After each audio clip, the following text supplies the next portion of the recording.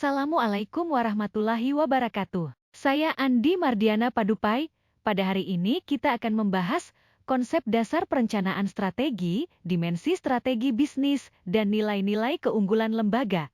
Materi ini penting sebagai dasar untuk memahami bagaimana sebuah lembaga dapat merencanakan strategi yang efektif dan meraih keunggulan.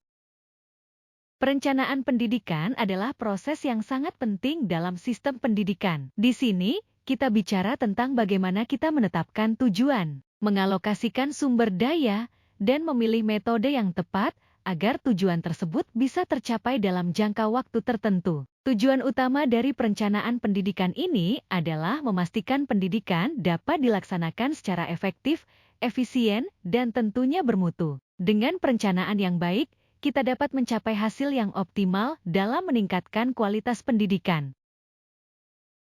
Perencanaan strategik lembaga pendidikan Islam merupakan proses penyusunan rencana jangka panjang yang dilakukan secara sistematis dan berkelanjutan. Tujuan utamanya adalah untuk mengarahkan lembaga pendidikan Islam agar dapat mencapai visi besarnya. Secara umum, tujuan dari perencanaan ini berfokus pada pengembangan peserta didik yang berakhlak Islami, memiliki ilmu pengetahuan yang luas, dan berperan aktif di dalam masyarakat. Perencanaan strategis ini melibatkan analisis terhadap lingkungan internal dan eksternal lembaga, penentuan visi dan misi, serta tujuan strategis. Selain itu, disusun juga langkah-langkah operasional yang memastikan keberlanjutan lembaga dalam menghadapi tantangan di masa depan.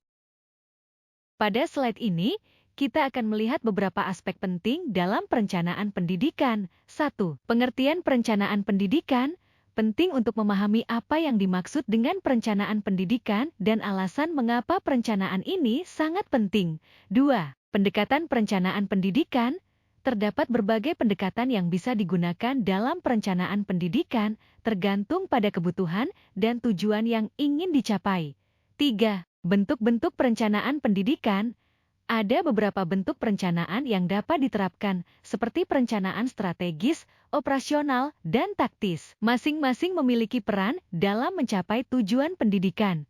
4. Analisis posisi sistem pendidikan. Ini adalah proses untuk menilai kondisi pendidikan saat ini. Dengan pemahaman ini, kita bisa menentukan langkah-langkah yang perlu diambil untuk perbaikan.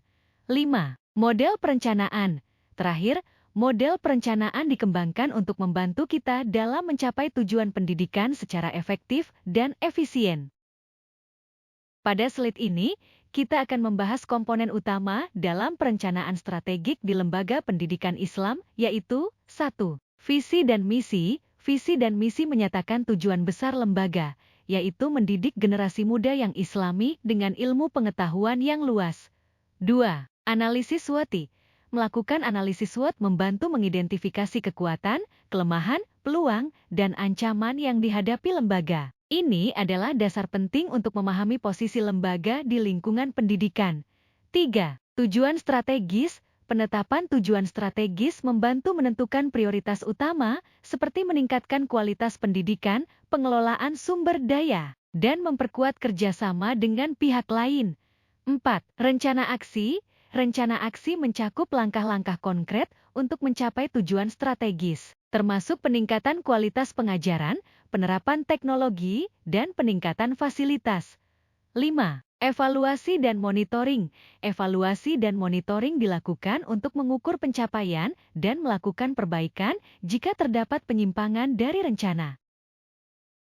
Pada slide ini, kita akan melihat visi dan misi lembaga pendidikan Islam. Visi lembaga kami adalah menjadi lembaga pendidikan Islam yang unggul dalam membentuk generasi Islami yang berakhlak mulia dan berpengetahuan luas. Visi ini mencerminkan tujuan besar kami dalam mencetak generasi yang tidak hanya berilmu, tetapi juga memiliki karakter Islami yang kuat. Misi lembaga kami untuk mencapai visi tersebut meliputi 1. Menyediakan pendidikan berkualitas dengan kurikulum Islami. 2. Mengintegrasikan ilmu pengetahuan dan nilai-nilai Islam dalam setiap aspek pembelajaran.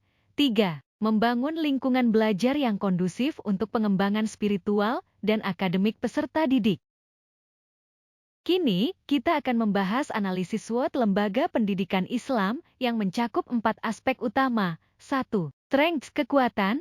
Kekuatan lembaga ini terletak pada kualitas pengajar yang mumpuni dan kurikulum Islami yang kuat. 2. Weaknesses, kelemahan. Kelemahan yang perlu diperhatikan adalah keterbatasan fasilitas dan kurangnya inovasi dalam metode pengajaran. 3. Opportunities, peluang. Peluang besar datang dari pertumbuhan minat masyarakat terhadap pendidikan Islami yang dapat dimanfaatkan untuk memperluas pengaruh lembaga. 4. Threats, ancaman. Namun, lembaga juga menghadapi ancaman, seperti kompetisi dari lembaga lain dan perubahan regulasi pemerintah yang bisa mempengaruhi kebijakan lembaga. Selanjutnya, mari kita bahas tujuan strategis lembaga pendidikan Islam yang ingin dicapai. 1. Meningkatkan kualitas pendidikan dan metode pengajaran. Hal ini bertujuan untuk memastikan bahwa proses pembelajaran terus berkembang dan relevan dengan kebutuhan zaman. 2. Mengembangkan program ekstrakurikuler berbasis Islam. Program-program ini dirancang untuk memperkaya pengalaman belajar siswa dengan kegiatan yang berlandaskan nilai-nilai Islami. 3. Meningkatkan ketersediaan sarana dan prasarana pendukung. Ketersediaan fasilitas yang memadai sangat penting untuk mendukung proses belajar mengajar yang optimal. 4. Memperkuat hubungan dengan komunitas dan dunia industri. Kemitraan ini memungkinkan lembaga untuk memperluas jaringan dan menciptakan peluang bagi siswa dalam berkontribusi di masyarakat dan dunia profesional. Selanjutnya, kita akan membahas rencana aksi yang dirancang untuk mendukung pencapaian tujuan strategis lembaga. 1.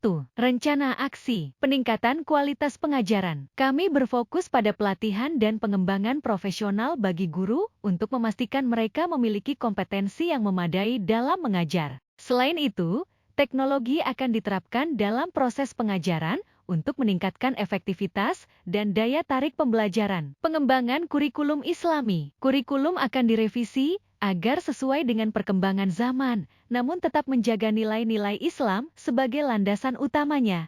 2. Implementasi teknologi dalam pembelajaran. Penerapan e-learning platform. Dengan platform ini, pembelajaran dapat dilakukan secara lebih fleksibel dan dapat menjangkau lebih banyak siswa. Digitalisasi materi ajar Islami. Materi-materi ajar Islami akan didigitalisasi agar lebih mudah diakses oleh guru dan siswa, baik secara online maupun offline. Pengembangan aplikasi pendidikan berbasis Islam. Kami juga berencana mengembangkan aplikasi pendidikan khusus berbasis Islam untuk mendukung pembelajaran yang interaktif dan relevan dengan kebutuhan zaman. 3. Pengelolaan sumber daya. Sumber daya manusia (SDM). Kami berkomitmen untuk terus mengembangkan kompetensi guru dan tenaga pendidik lainnya. Hal ini dilakukan melalui pelatihan, workshop, serta pemberian dukungan profesional lainnya. Keuangan. Pengelolaan anggaran dilakukan secara efektif dan transparan untuk memastikan setiap dana digunakan sesuai prioritas dan kebutuhan pendidikan. Fasilitas. Kami juga memberikan perhatian besar terhadap pemeliharaan serta peningkatan sarana dan prasarana agar mendukung proses belajar mengajar yang nyaman dan produktif. 4. Kolaborasi dan kemitraan. Kerjasama dengan universitas atau lembaga pendidikan Islam. Dalam upaya meningkatkan mutu pendidikan, kami menjalin hubungan kerjasama dengan berbagai universitas dan lembaga pendidikan Islam lainnya untuk berbagi sumber daya dan keahlian. Kemitraan dengan pemerintah dan organisasi sosial. Kami juga bermitra dengan pemerintah dan organisasi sosial untuk mendukung berbagai program pendidikan yang bermanfaat bagi masyarakat luas. Penguatan hubungan dengan orang tua dan masyarakat. Kami percaya bahwa pendidikan tidak hanya tanggung jawab sekolah, tetapi juga keluarga dan masyarakat. Oleh karena itu, hubungan yang erat dengan orang tua dan masyarakat menjadi prioritas utama kami. Langkah terakhir dalam rencana aksi adalah evaluasi dan monitoring untuk memastikan bahwa semua program berjalan sesuai dengan tujuan yang telah ditetapkan. Terdapat 3 poin utama dalam proses ini. 1. Penetapan indikator kinerja utama, KPI.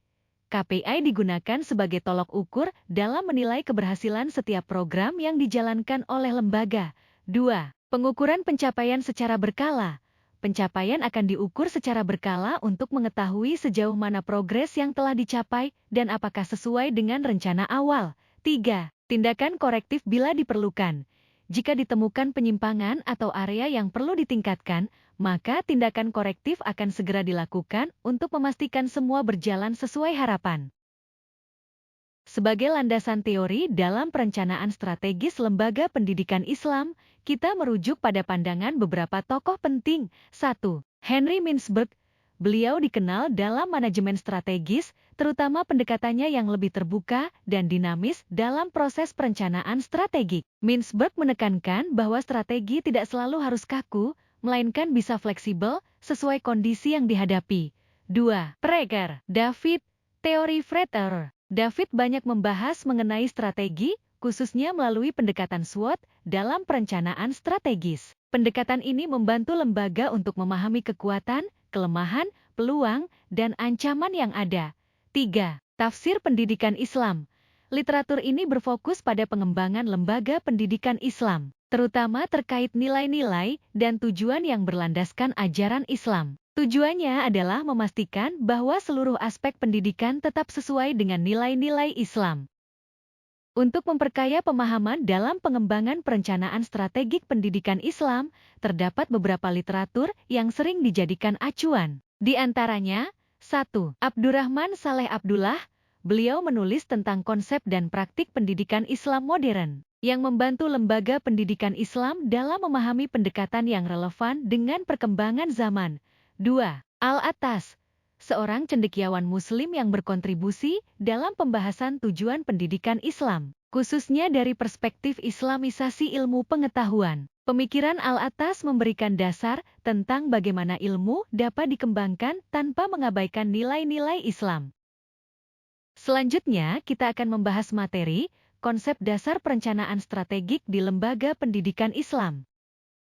Dalam perencanaan strategik lembaga pendidikan Islam, yaitu ada 8 aspek antara lain. 1. Visi dan misi. Visi menetapkan gambaran jangka panjang tentang apa yang ingin dicapai oleh lembaga. Visi ini harus mencerminkan nilai-nilai Islam serta aspirasi masyarakat. Misi merumuskan tujuan dan fungsi lembaga dalam konteks pendidikan Islam. Misi harus jelas, spesifik, dan relevan dengan visi yang telah ditetapkan. 2. Analisis lingkungan, SWOT analisis. Melalui analisis ini, lembaga dapat mengidentifikasi kekuatan, kelemahan, peluang, dan ancaman yang dihadapi. Analisis SWOT membantu lembaga memahami posisinya di pasar pendidikan. Analisis stakeholder. Analisis ini dilakukan untuk mengidentifikasi dan memahami kebutuhan serta harapan para pemangku kepentingan, seperti siswa, orang tua, pengajar, dan masyarakat. Hal ini penting agar lembaga dapat memberikan pelayanan yang sesuai dengan kebutuhan pihak-pihak tersebut. 3. Penetapan tujuan. Tujuan yang ditetapkan mencakup jangka pendek dan jangka panjang dengan kriteria SMART, spesifik, terukur, dapat dicapai, relevan, dan terikat waktu. Tujuan ini dirancang untuk meningkatkan kinerja lembaga secara berkelanjutan. 4. Strategi pelaksanaan. Pengembangan strategi bertujuan untuk mencapai tujuan yang telah ditetapkan. Termasuk di dalamnya adalah pengembangan kurikulum, peningkatan kualitas pengajaran, dan penggunaan teknologi informasi dalam pendidikan. Selain itu, strategi juga mempertimbangkan aspek lain, seperti akreditasi, kerjasama dengan lembaga lain, serta pengembangan sumber daya manusia, SDM, agar lembaga dapat terus maju dan beradaptasi dengan kebutuhan yang berkembang. 5. Implementasi dan monitoring. Penetapan indikator kinerja dilakukan untuk mengukur pencapaian tujuan. Selain itu, evaluasi dilakukan secara berkala untuk menilai efektivitas strategi yang diterapkan, serta melakukan penyesuaian jika diperlukan. Monitoring ini memastikan bahwa semua langkah tetap sejalan dengan tujuan yang telah ditetapkan. 6. Partisipasi dan keterlibatan. Mengajak seluruh elemen lembaga, termasuk guru, staf, dan siswa, untuk terlibat dalam proses perencanaan strategik sangat penting. Keterlibatan ini bukan hanya meningkatkan rasa memiliki terhadap lembaga, tapi juga memperkuat tanggung jawab bersama dalam mencapai tujuan yang diinginkan. 7. Pengukuran dan evaluasi. Mengimplementasikan rencana strategik membutuhkan pemantauan yang tepat dan konsisten. Proses monitoring ini membantu mengidentifikasi masalah sejak dini, sehingga memungkinkan untuk melakukan intervensi yang diperlukan dan menjaga agar rencana tetap berjalan sesuai tujuan. 8. Komunikasi. Membangun sistem komunikasi yang efektif sangat penting untuk menyampaikan rencana, tujuan, dan kemajuan kepada semua pemangku kepentingan, termasuk guru, staf, siswa, dan masyarakat. Hal ini tidak hanya membantu dalam menciptakan transparansi, tetapi juga memperkuat akuntabilitas dalam pencapaian tujuan lembaga. Strategi bisnis dalam lembaga Islam memiliki dimensi yang berbeda dari strategi bisnis pada umumnya. Pendekatan ini tidak hanya berfokus pada keberhasilan finansial semata, tetapi juga menjunjung tinggi nilai-nilai Islam. Di antaranya adalah 1. Etika, mengedepankan nilai-nilai etis dalam setiap aktivitas bisnis untuk menjaga integritas dan kejujuran. 2. Keberlanjutan, menjalankan bisnis dengan mempertimbangkan dampak jangka panjang, baik bagi lingkungan maupun masyarakat. 3. Kemaslahatan umat. Setiap keputusan bisnis dibuat dengan tujuan memberikan manfaat yang luas bagi umat. Ada beberapa poin penting yang menjadi pilar dalam membangun strategi bisnis yang sesuai dengan nilai-nilai Islam, di antaranya 1. Visi dan misi yang berbasis nilai Islam. 2. Penerapan etika bisnis syariah. 3. Keseimbangan antara keuangan dan sosial. 4. Produk dan layanan yang berbasis syariah. 5. Sumber daya manusia yang berbasis nilai Islam. 6. Fokus pada keberlanjutan dan pelestarian lingkungan. 7. Penggunaan teknologi yang bijak dan etis. 8. Inovasi dan adaptasi yang selaras dengan prinsip syariah. Nilai-nilai keunggulan dalam lembaga Islam yang meliputi 1. Keimanan dan ketakwaan sebagai dasar dari setiap keputusan, sikap, dan tindakan dalam lembaga. 2. Integritas, melibatkan kejujuran dan transparansi dalam segala aspek, menjadi komitmen penting dalam membangun kepercayaan.